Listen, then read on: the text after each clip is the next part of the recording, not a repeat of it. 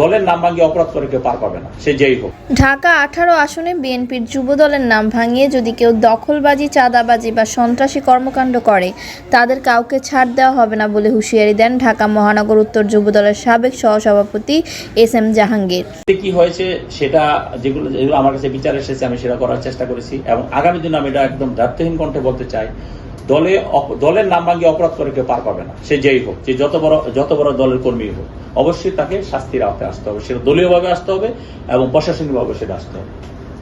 উত্তরা থেকে মোশাররফ হোসেনের তথ্যচিত্রে জানা যায়, বুধবার দুপুর 2টার দিকে উত্তরা 9 নম্বর সেক্টরে নিজ বাসভবনে রাজনৈতিক কার্যালয়ে এক সংবাদ সম্মেলনের মাধ্যমে কথা বলেন। এই সময় তিনি বলেন, ঢাকা 18 আসনে গত 2 যুগেরও বেশি সময় ধরে আমি বিএনপিকে সুসংগঠিত করতে নিরলসভাবে কাজ করে যাচ্ছি। তারই ফলশ্রুতিতে আমাকে গত উপনির্বাচনে ধানের শীষের প্রতিনিধি হিসেবে মনোনয়ন প্রদান করেন জাতীয়তাবাদী দল বিএনপি।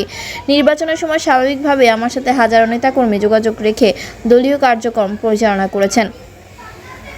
আমি গতকাল লক্ষ্য করছি, আমাকে জড়িয়ে কয়েকটি খবরের কাগজে উত্তরার চাঁদাবাজি, দখলবাজির কাল্পনিক ঘটনা উল্লেখ করে প্রতিবেদন প্রকাশ করেছে এবং সেখানে দুর্ভাগ্যজনকভাবে আমার নাম জড়ানো হয়েছে, যা খুবই দুঃখজনক, অসত্য ও ভিত্তিহীন। আমি এ ধরনের মিথ্যা বানোয়াট সংবাদের তীব্র নিন্দা ও প্রতিবাদ জানাচ্ছি। আপনাদের মাধ্যমে আমি স্পষ্ট করে বলতে চাই, বিএনপিতে কোনো চাঁদাবাজের ঠাঁই হবে না। কেউ যদি ব্যক্তিগতভাবে দলীয় নির্দেশ অমান্য করে কোনো অপকর্মে লিপ্ত হয় তাহলে সেই দায় দল বা আমি নেব না। আমি দল থেকে তাদের বিরুদ্ধে সাংগঠনিক ব্যবস্থা গ্রহণের জন্য অনুরোধ করব এবং তাদের বিচারের জন্য আইন শৃঙ্খলা বাহিনীকে সহায়তা করব।